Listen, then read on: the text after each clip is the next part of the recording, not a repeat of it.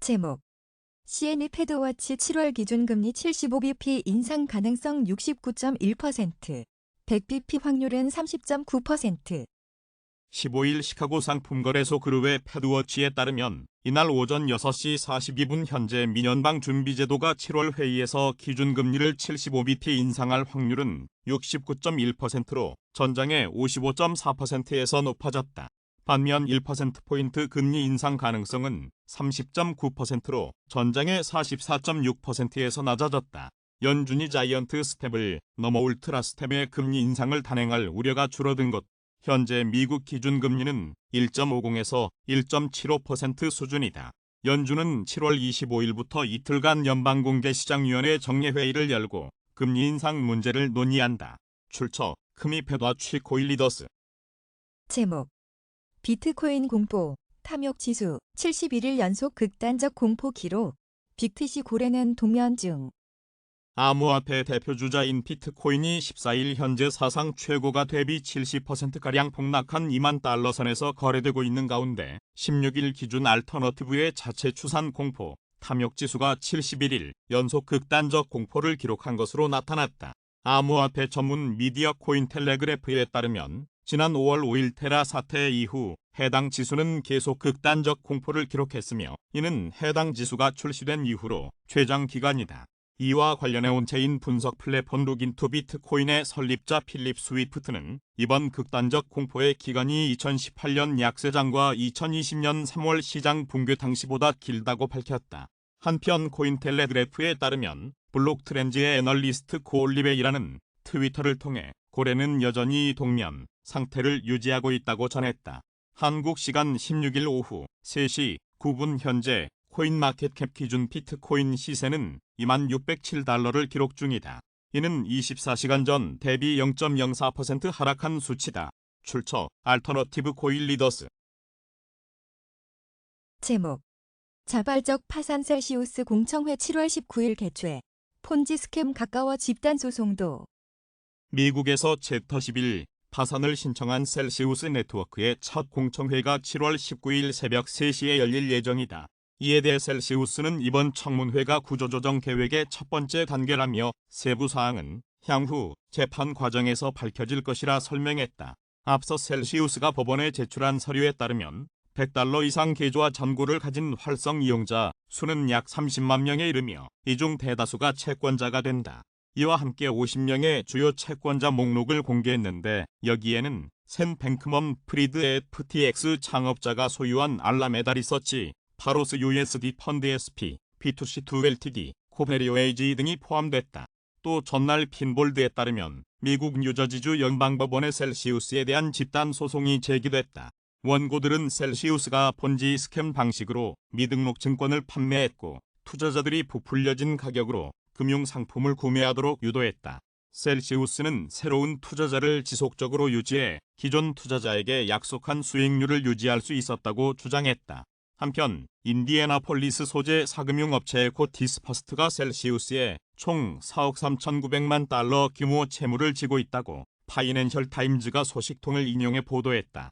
에코티스퍼스트는 2002년 설립돼 2016년부터 암호화폐 담보 대출 서비스를 제공한 업체다.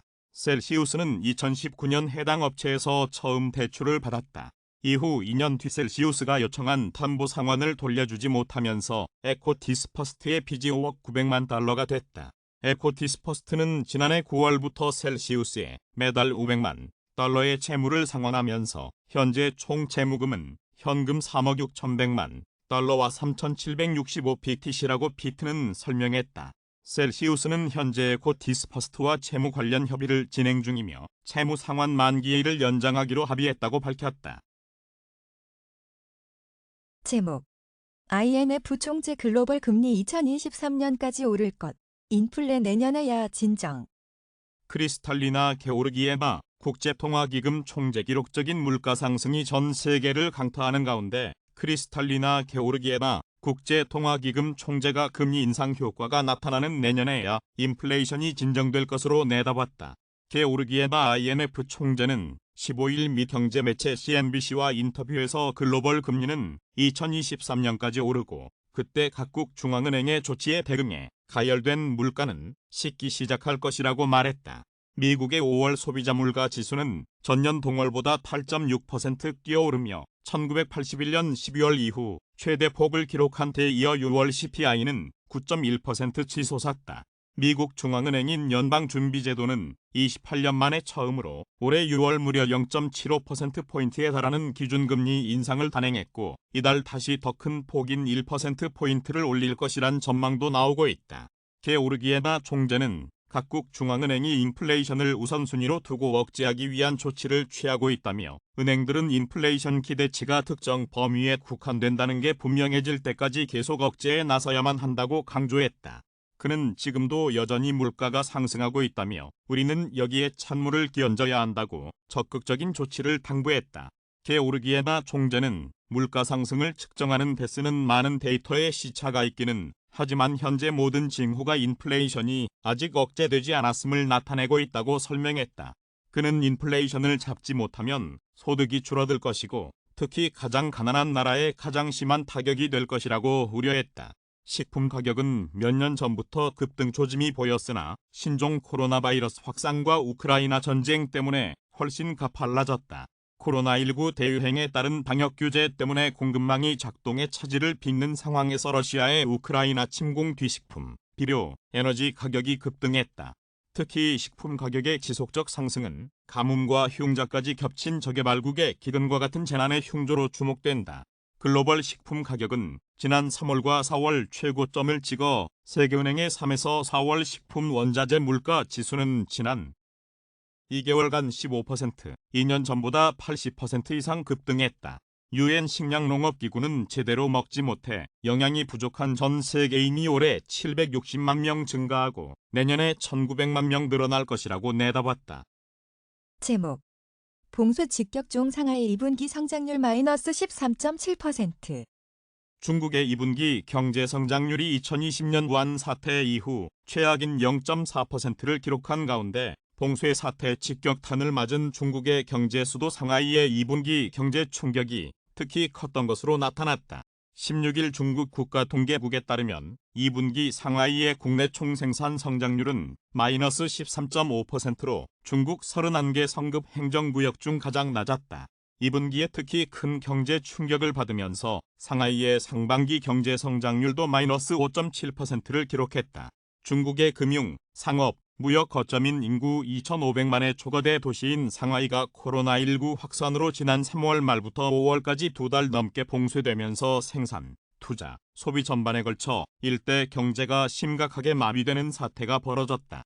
상하이 외에도 수도 베이징, 지린성, 장수성, 하이난성 등 4곳의 성급 행정구역의 2분기 경제 성장률도 각각 마이너스 2.9%, 마이너스 4.5%, 마이너스 1.1%, 마이너스 2.5%로 마이너스권에 머물렀다. 이들 지역은 대부분 코로나19 확산으로 전면, 부분 봉쇄됐던 곳이다. 하이난성의 경우 코로나19 확산이 심하지는 않았지만 상하이, 베이징 등 소득 수준이 높은 대도시들 봉쇄의 여파로 관광, 쇼핑 등 주력 산업이 타격을 입으면서 2분기 경제가 역성장했다. 제목 캐나다 금리 인상의 주택시장 공공 6월 거래 1년 새 24% 감소. 공격적인 기준금리 인상으로 캐나다 주택시장의 냉각세가 가속하는 가운데 지난달 전국의 주택 거래가 1년 전보다 24% 감소한 것으로 나타났다. 캐나다 부동산협회는 15일 월간 주택시장 동향 보고서를 통해 6월 주택 거래가 3개월 연속 감소했다면서 이같이 밝혔다고 현지 언론이 전했다. 이 기간 전국의 주택 거래 건수는 총 48,176건으로 전달보다 5.6% 감소했다. 또 평균 거래 가격도 하락세를 지속, 2월보다 15.4% 떨어진 67만 3,069 캐나다 달러를 기록했다. 주택시장 위축은 중앙은행의 기준금리 인상 행진에 직접적 영향을 받은 것으로 지적됐다. 앞서 지난 13일 캐나다 중앙은행인 캐나다은행은 기준금리를 24년 만에 최대치인 1%포인트 인상 2.5%로 올렸다. 기준금리는 3월 이후 0.25%에서 4차례 연속 올랐고 앞으로 추가 인상이 예상된다. 부동산협회는 이날 성명에서 금리 인상과 시장의 불확실성 속에 주택시장이 계속 둔화하고 있다며 시장에 영향을 주는 주력 변수로 대출 비용 상승이 공급 변수를 압도했다고 밝혔다. 한 애널리스트는 주택 가격 하락이 구매자들에 유리한 듯 여겨질 수 있지만 가격 하락세보다 대출 비용이 더 커지면 거래 문턱이 높아진다고 설명했다. 이어 구매자들은 특히 금리 인상 시 대출 상환 능력을 검증하기 위해 각 시중은행이 시행 중인 스트레스 테스트를 통과하기 더 어려워졌다고 지적했다. 제목. 기준금리 둘러싼 미연준의 고민. 자이언트 스텝이냐 울트라 스텝이냐. 미 연방준비제도의 대표적인 뇌파위원인 제임스 블러드 세인트루이스 연방준비은행 총재가 15일 한 행사에 참석해 연준의 기준금리가 올해 말까지 3.75%에서 4%까지 인상돼야 한다고 주장했다. 기존의 3.5% 전망에서 상향한 것이다. 연준의 기준금리는 현재 1.5%에서 1.75%로 블러드 총재는 앞으로 4번의 회의에서 금리를 2.25%포인트 추가 인상해야 한다고 주장한 것이다. 블러드 총재는 연말 금리 전망치를 상향한 것이 7월 회의에서 1%포인트 금리 인상을 지지하는 것이냐는 질문에는 7월에 1%포인트 올리고 이후 적게 올리는 것과 7월에 0.75%포인트 올리고 이후 더 많이 올리는 것 사이에 아주 큰 차이는 없다고 말했다. 레피얼 보스틱의 틀렌타 연은 총재는 금리에 너무 급격하게 변화를 주는 것은 잘 돌아가는 미국 경제의 많은 부문을 해칠 수 있고 불확실성을 가중할 수 있다고 언급했다. 당국자들의 이 같은 발언은 7월 1%포인트 금리 인상에 대한 전망을 낮췄다.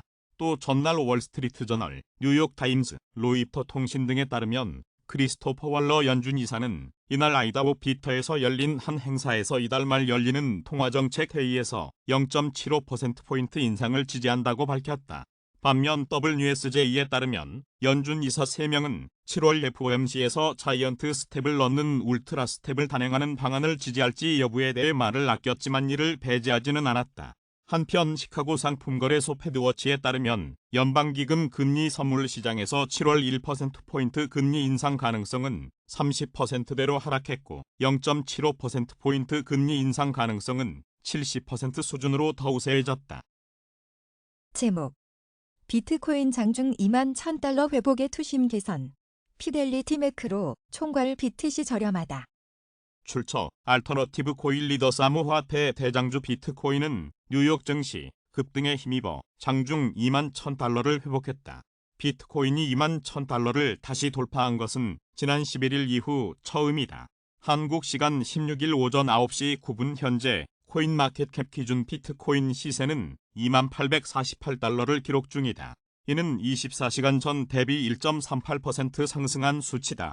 비트코인은 지난 24시간 동안 최저 2만 397.00달러에서 최고 2만 1138.24달러까지 올랐다.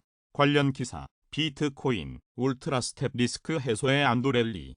본격 상승 랠리 시작 가능성. 비트코인의 투자 심리는 크게 개선된 모습이다.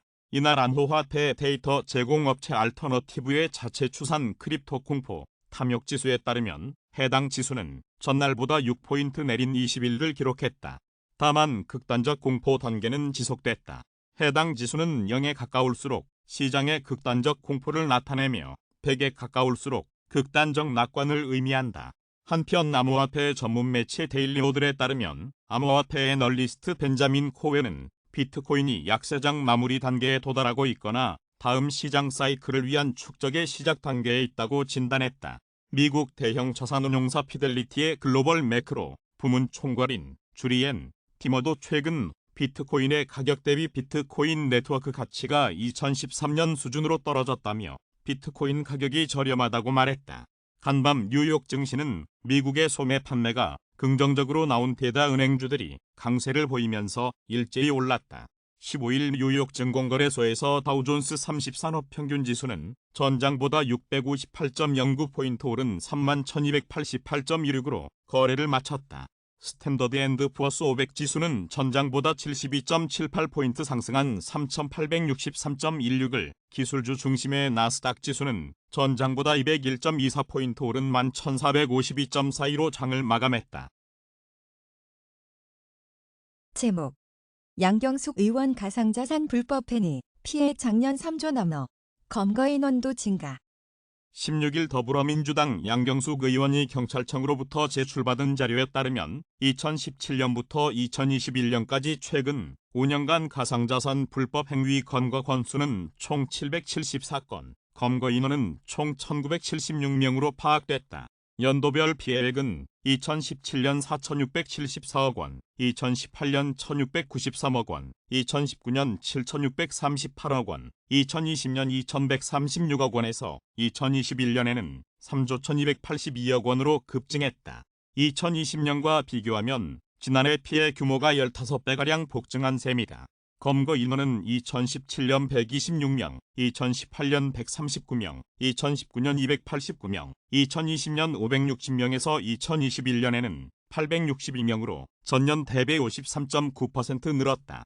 검거 건수는 2017년 41건, 2018년 62건, 2019년 103건, 2020년 333건, 2021년 235건으로 집계됐다. 2021년에는 약 2조 2,400억 원 규모의 피해를 낸 V글로벌 사건으로 인해 피해액이 대폭 증가했다고 경찰은 설명했다.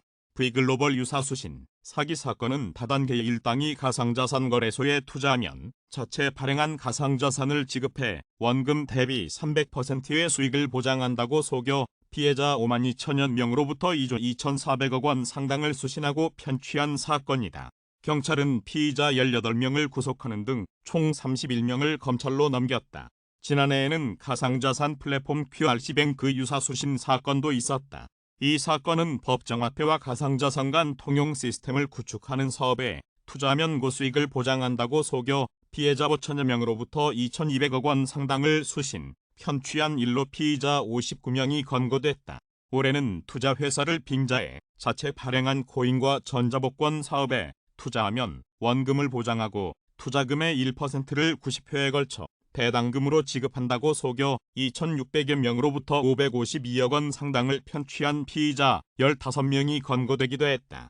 양 의원은 가상자산 시장이 성장하는 과정에서 제도적 미비로 발생하는 투자자 피해가 지속해서 발생하고 있다며 다양한 투자자 피해 유형을 점검하고 보호 대책을 마련할 필요가 있다고 말했다. 제목 외진 유럽중앙은행 금리 내주 0.25%피 9월 0.50%피 인상 가능성. 독일에 있는 유럽중앙은행 본부, 유럽중앙은행 정책위원회 구성원 가운데 한 명인 올리렌 핀란드 중앙은행 총재가 15일 22가 내주 금리를 0.25%포인트 인상하고 9월에는 0.50%포인트 올릴 가능성이 있다고 생각한다고 밝혔다고 로이터, 블룸버그 통신이 전했다. 렌 총재는 이날 핀란드에서 열린 한 행사에서 이같이 말하고 9월 이후 금리 인상은 유럽 경제가 어떻게 전개되는지에 달릴 것이라고 덧붙였다. 그는 특히 이는 유럽 경제가 러시아 전쟁 악화 가능성에 따른 악영향을 추가로 겪게 될지 여부에 달려있다고 말했다. 그는 유럽에서는 통화 정책을 점차 정상화함으로써 이 같은 정책이 경기 침체로 이어지지 않고 인플레이션을 제어하는 것이 아직 가능하다면서 점진적이고 예측 가능하고 일관된 통화 정책의 정상화로 우리는 상황을 안정화하고 중기적으로 가격 안정을 회복시키려 노력하고 있다고 덧붙였다. 지난달 20일은 기준금리를 7월에 0.25%포인트 인상하고 9월에도 재차 인상하겠다고 유고한 바 있다. 당시 22는 통화정책 방향에서 7월 통화정책회의에서 기준금리를 0.25%피 인상할 방침이라고 밝혔다. 22는 그러면서 9월에도 재차 기준금리를 인상할 계획이라며 중기 물가 상승률 전망이 유지되거나 악화하면 더 큰 폭의 인상도 적절해질 것이라고 말했다. 22가 기준금리를 인상하는 것은 11년 만에 처음이다. 제목 바이든 사우디 방문 속에 2% 상승. 국제유가가 조 바이든 미국 대통령의 사우디아라비아 방문에도 당장 사우디아라비아가 원유를 증산하지는 않을 것이라는 보도에 상승했다. 15일 미국 상업거래소에서 8월 물 서부 텍사스산 원유 가격은 전장보다 1.81달러 오른 배럴당 97.59달러의 거래를 마쳤다. WTI 근월물 가격은 이번 주 들어 6.87% 하락했다. 이는 지난 6월 17일로 끝난 주간 이후 최대 하락폭이다. 달러 강세와 인플레이션 압력에 따른 세계 경기 침체 우려가 강화되면서 유가는 최근 크게 하락했다. 유가는 2주 연속 하락했으며 2주간 하락률은 10%에 달한다. 투자자들은 바이든 대통령의 사우디 방문을 계기로 사우디가 증산에 나설지를 주목하고 있다. 하지만 이날 로이터 통신이 미국 당국자를 인용해 미국은 사우디가 즉각 증산에 나설 것으로 기대하지 않는다고 보도하면서 유가가 상승 압력을 받았다.